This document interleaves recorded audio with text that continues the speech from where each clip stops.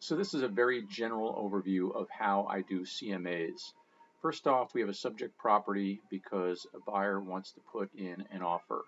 So I'm going to go to address search. So search up here, the drop-down menu, go to address. The address is 2831 Webster. And all I want to do is get the specs. If you notice, I don't have anything checked here, which means that all results should show up. And I will hit search. I get 15 results, and here's the current listing. It's unit number 3, so I just want to confirm that. And I want to see the specs. This is a 1-bedroom, 1-bath, but they don't list square feet. Usually you can click on this dollar icon. It's tax info, and it will show you the square footage. But because this is a TIC and a 6-unit building, it's probably going to give me the square footage of the entire building, and I'm not going to be able to tell how large this one is. So I'm going to look for other times number 3 was listed and see if another agent listed the square footage. And sure enough, here it is. It's a 1-bedroom, 1-bath with 605 square feet. And again, this was a TIC. So the next thing I'm going to do is go back to search, click on standard, and I'm going to uncheck single family homes, and I can either check just TICs or have all of these selected. And I'm going to skip to the punchline because I already know there are not a lot of TICs like this. So I'm actually going to compare it against condos. Most things are a little bit more straightforward than this. A single family home, you only compare against single family homes. Condos, there's usually plenty of condos to compare to, so you can just select condos. But in this case, I'm going to look at all of them. I'm going to skip down and I'm going to look at only 1-bedrooms. As a matter of fact, I changed my mind before. I included studios because this is such a small 1-bedroom. So I'm also going to look at the size. I'm going to say it can't be any larger than 900 square feet, and I'm going to leave the size open. It doesn't really matter what you choose because once you do your first search, you're going to go, oh, those results are terrible, or they could be narrowed down, and you're going to keep revising your search until you start to realize, okay, now I'm getting properties that truly are comparable to the subject property. Next, I'm going to select all activity, and this is going to default to the past 6 months, so close in the past 6 months.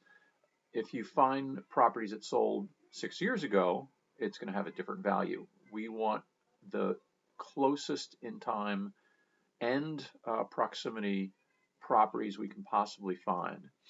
And so this is time. Hold is a popular thing right now because of coronavirus.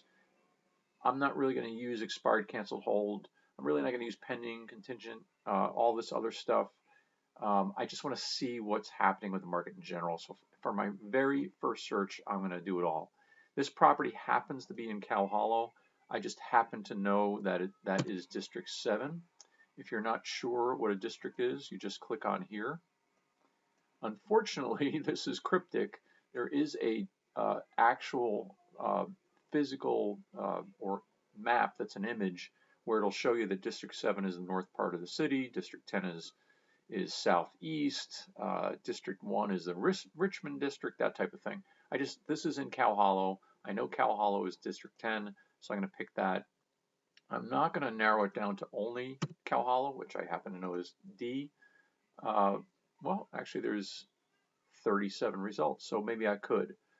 But because I'm expecting the final result to be pretty narrow, oh, by the way, I want to make sure I'm only looking at 1 bathrooms. Again, yep. there's only 4 results now that I selected properties that have no more than 1 bathroom. Now there's only 4 results. So that means I want to find other neighborhoods that are similar to Cow Hollow. So I'm going to include all of District 7, which is the Marina, it's Pacific Heights, and it also has Presidio Heights. Now I've got 35 results. I'm going to go ahead and select Russian Hill. It's nearby. It has similar values. I just happen to know this. when you're first starting out, you're just going to want to cast a wide net and do lots and lots of research until you get comfortable. If you look at tons and tons of homes over time, you'll get a feel for this. So I'm up to 45 results. I think that's good enough for me to view results and see what pops up.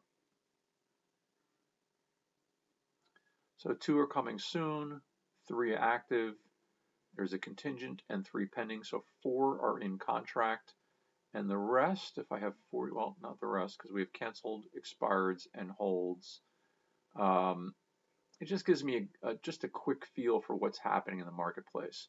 There's only 3 in the market, yet 4 are in contract. That's a pretty tight market. If over 6 months, 10 through 35 are closed, so that's about 25 divided by 6, it's about 4 per month are selling.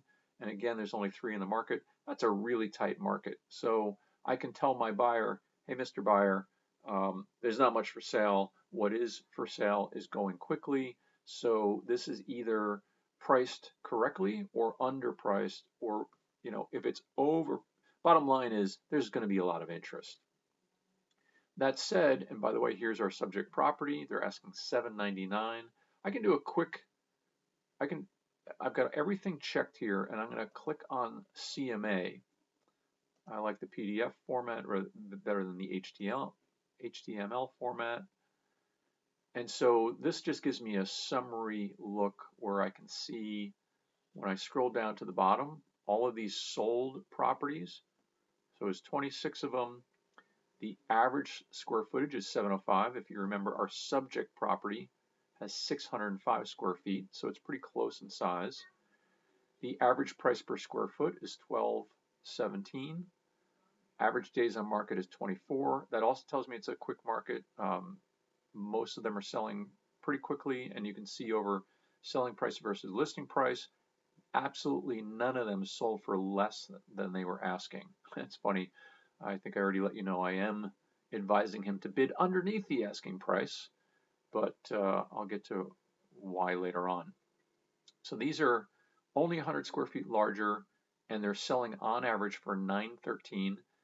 A little trick about averages, if there's a really big number like this one at 1.6, it drags the average up. If I were to take that out, well, here's a low one, so that drags it down. Sometimes the average can be really skewed and totally off. Sometimes it's the right price. You just don't know. So I do a lot more research other than that. The median is often a good check on whether or not the average is about right. So the median is 892. The average is 913. So it's telling us, by the way, these are mostly condos. We're going to find out later. So condos are worth more than TICs. So I could knock off 10%. Say, and that will come in right around 800,000, which is what they're asking. So it seems like the property in question is asking the correct amount. Again, here's our property in question, 2831 33 Webster, unit number 3. So a lot of agents will simply print this out and be done. Hey, Mr. Buyer, you're thinking about putting an offer. Here's 26 comparable properties. On average, they're worth between $892 and $913. It is a TIC. You could probably knock about 10% off, which is $800,000. They're asking $799. Seems like they're priced right. So why don't we go ahead and put in a full price offer? So I'd say that's what most agents do. Unfortunately, I'm way too analytical, and I also always seem to want to give my clients the best deal possible, which sometimes costs me deals because I often recommend they bid too little.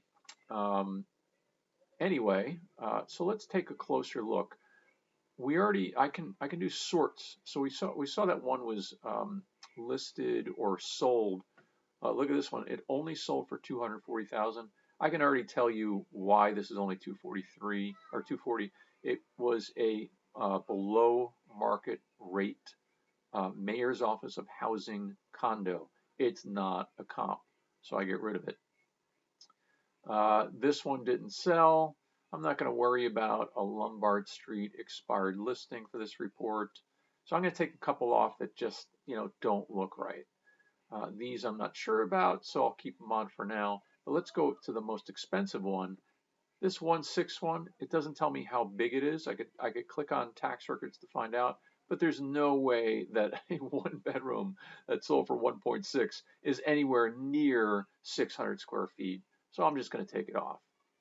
Uh, Here's another 3, all the highest prices, all without square footage. If you remember, my max square footage is 900 square feet, so I'm going to keep this golf one in. But I could do I could click on these and confirm that they're nowhere near the size, but I'm just going to get rid of them. And now I can click on the same CMA button and check out the PDF again, hit go, and replace this report with this one. What does it tell me? I scroll down to the averages. Well, guess what? The average is 859 and the median is 875. Again, if we knock 10% off, we're still right around 800,000. Still looks like this property is priced right. Total for sale is only 3. Total in contract is 3. Total sold per month over 6 months is about 4. Hot market, only 1 month's worth of supply or less actually. So I can tell my client, look, averages are coming in for condos 10% over.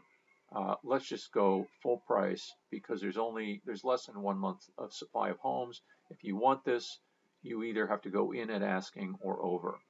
I just happen to know it's coronavirus week, and it's a TIC in a 6-unit building. I also happen to know, because what I'm not showing you here is I looked up the history. And let me find our property in question.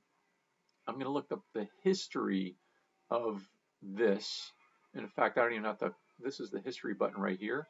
I don't even have to click on property history because here it is. They had it on the market for 52 days. DOM stands for days on market. Days on market was almost 2 months, asking $799, and they didn't sell.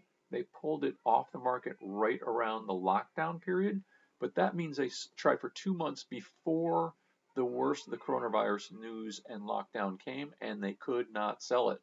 So I'm going to tell my client maximum you should offer is their full asking price. And that's only if we think the seller is just going to sit on their hands and not sell to anybody unless they get their price. But if my research shows that I can prove fair market value is below this, my buyer will get a report, and that's the whole point of doing all this research from me. And then I'll fashion another report for the seller and his client to say, here's our offer. We're offering XYZ, and here are the comps I used to come up with this price. You should accept it because it's the right price.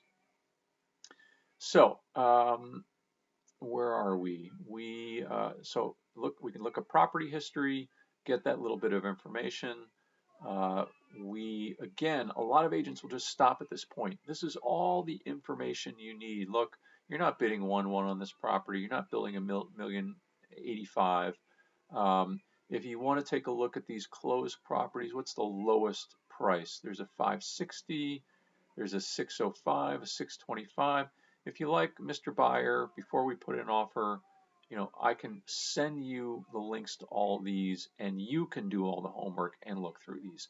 If that's how you want to do it, that may work. I'm just overly analytical, and I personally need to know. If I was doing 10 deals a month, I would find a faster way to do it. But when I have time, I will actually open up and pour through each one of these, looking at photos and slowly eliminating them. So I just want to share with you what I do. I take a spreadsheet using Google Sheets. Let me roll that into here. And I've already done the CMA, but I'll take an old CMA and I'll hit make a copy. And then that way I've got all this stuff in place already. I tell my buyer the criteria I did. All these sold in the last 6 months in comparable neighborhoods in this instance. Studios to 1 bedrooms, no more than 1 bathroom. I wrote condos, but I shouldn't have said condos here, but In this report, I actually did 850 square feet or less, and the one I'm showing you, I'm doing 900 or less, and I'm letting them know it's condos, loft, co-ops sold past 6 months. I think I was repetitive here. Yeah, it was. So when I download this PDF, I can't do it here, but I can hold Alt on my keyboard down and scroll down, and it will only select the addresses. It doesn't work when you're in this version of PDF. I copy and I paste right here, so I get the addresses. I don't think I have the neighborhood in here, so I go research the neighborhoods. I copy and paste how many beds, baths, parking. The parking, it doesn't tell you on this report, so I had to go into each one and find out whether or not it was leased parking or if it had parking to get it into here, because that was an important consideration. I cut and paste the square footage. If you notice, this 548 is in blue italics. You'll see down here that it was not listed in the MLS, so I clicked on the property tax records and looked it up and saw that it said 548.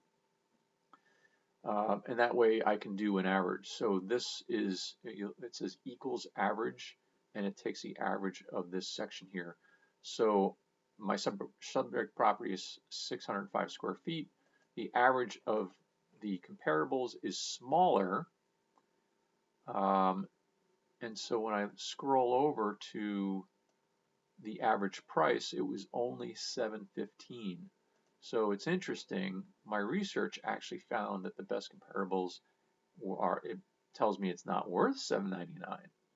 Now, I may go through and further, so I'll take each of these and I'll go back to the MLS. So let's say 1395 Lion Street, number 3.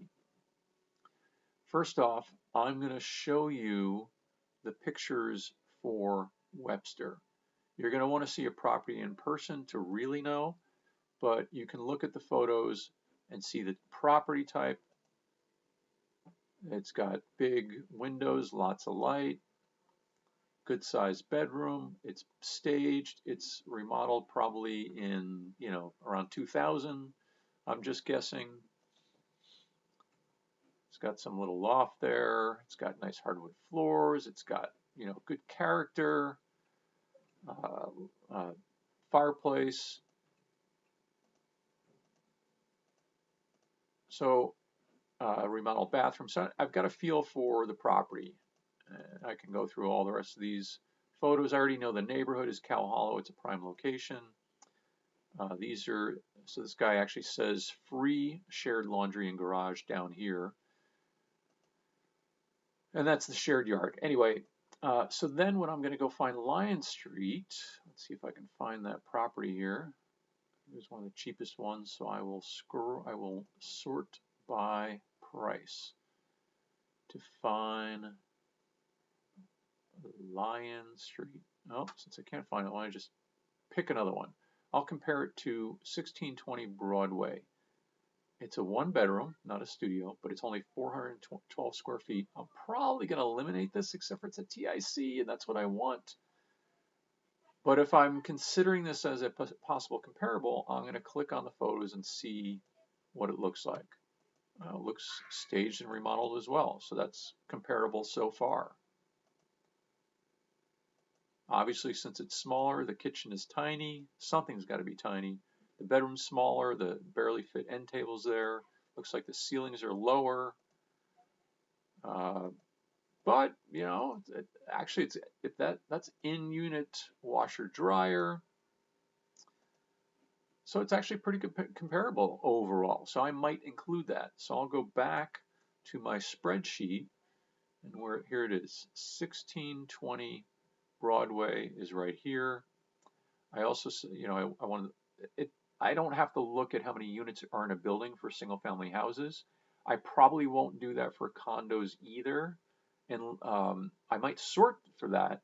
But I do this for TICs because size of building for TICs matters. That's a subject for another day. I looked up whether or not it has parking. It does not, nor does my subject property. Lease parking, to me, that's no parking. but they advertise it with parking, so I'm gonna give my buyer client that information. Year built probably doesn't matter in this case, but I included it. HOA, they're all pretty close except for this one. So it really doesn't affect my decisions, but I'm looking for anything that's going to sway my opinion. I'm going to look at when it sold. Again, it was all in the last 6 months, but these two closed in April. So that's, you know, pretty good information that maybe this is newer information.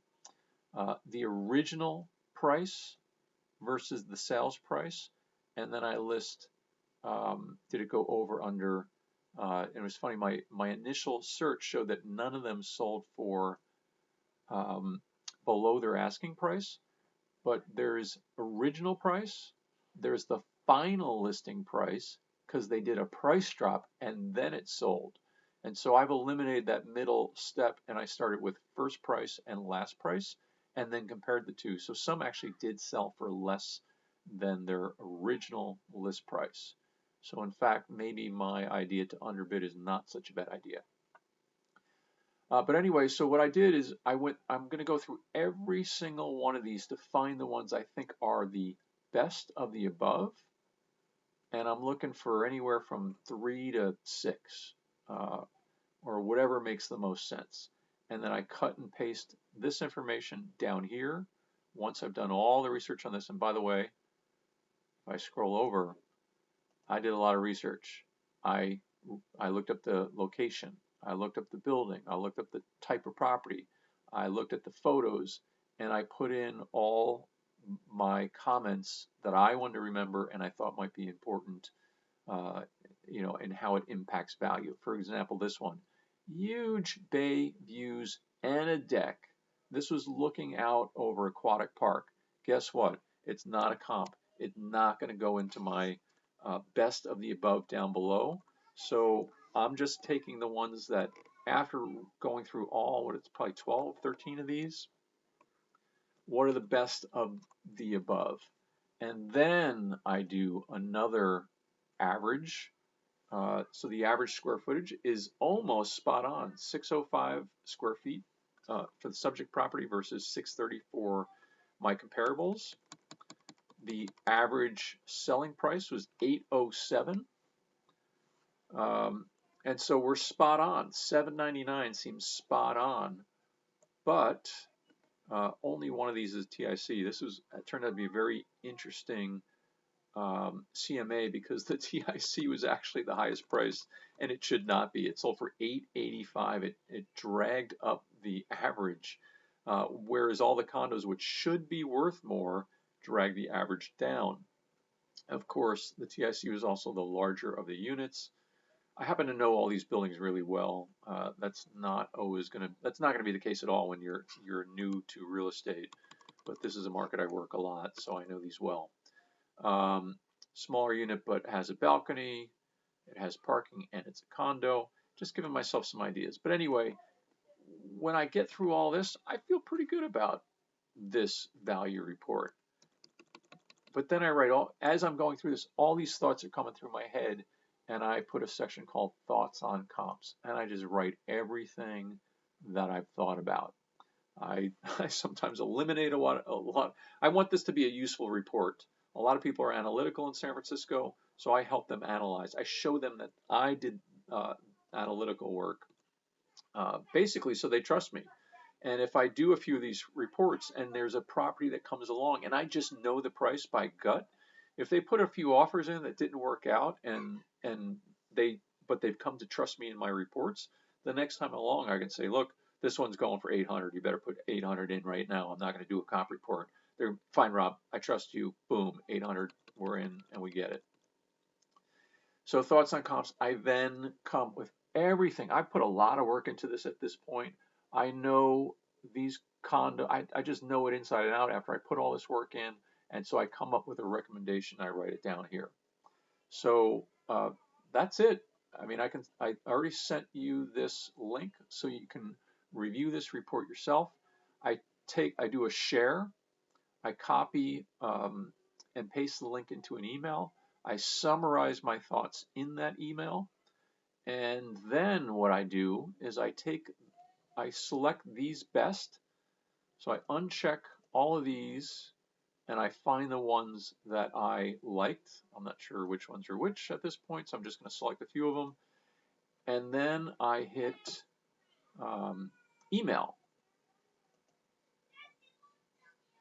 And I can either do client detail or client brief with report.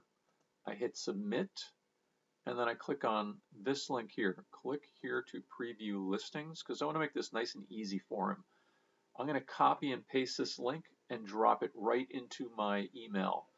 The email is going to have a link, this link, so he can see the photos and the marketing marks. He can click on, here's a virtual tour. They're all virtual tours. I wonder where usually they have an extra photo link.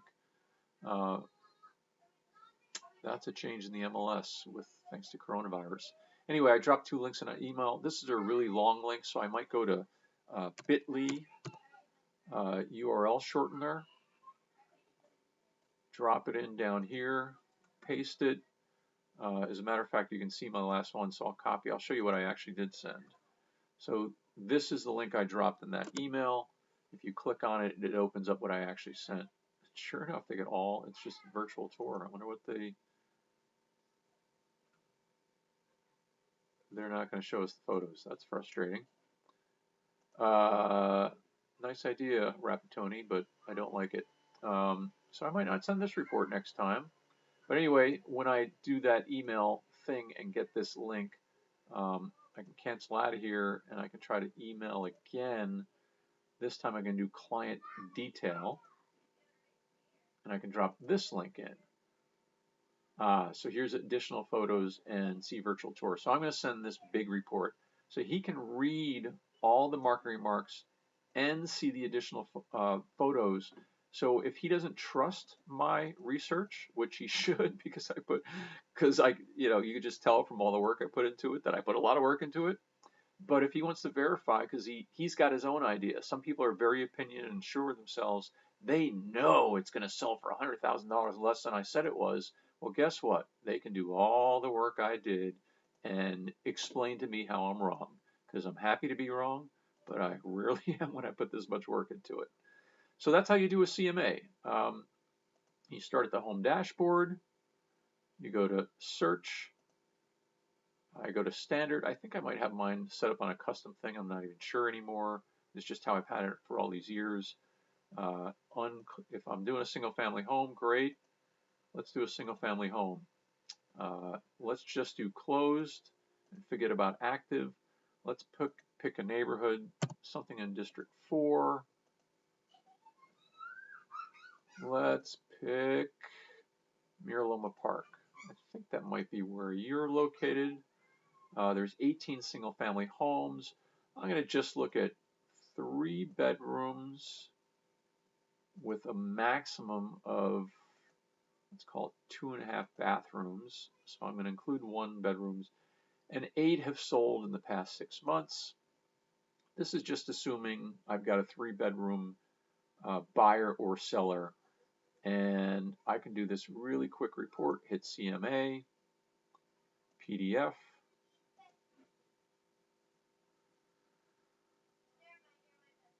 The result is they were all 3 bedrooms, 2 baths. I didn't do a square footage amount, so I got one that was 2,200 square feet, one that was 1,200. The average was almost 1.5. The median was a little less at about 1.45. The highest one was 1.77. The lowest one 1.2. Bottom line is I can tell any buyer or seller with a 3-bedroom, 2-bath in Miraloma Park right now that their home is worth roughly 1.5. But if it's extra special, you could get up near 1.8. If it's smaller, maybe needs some work, it's probably going to sell around 1.2. And I'm done.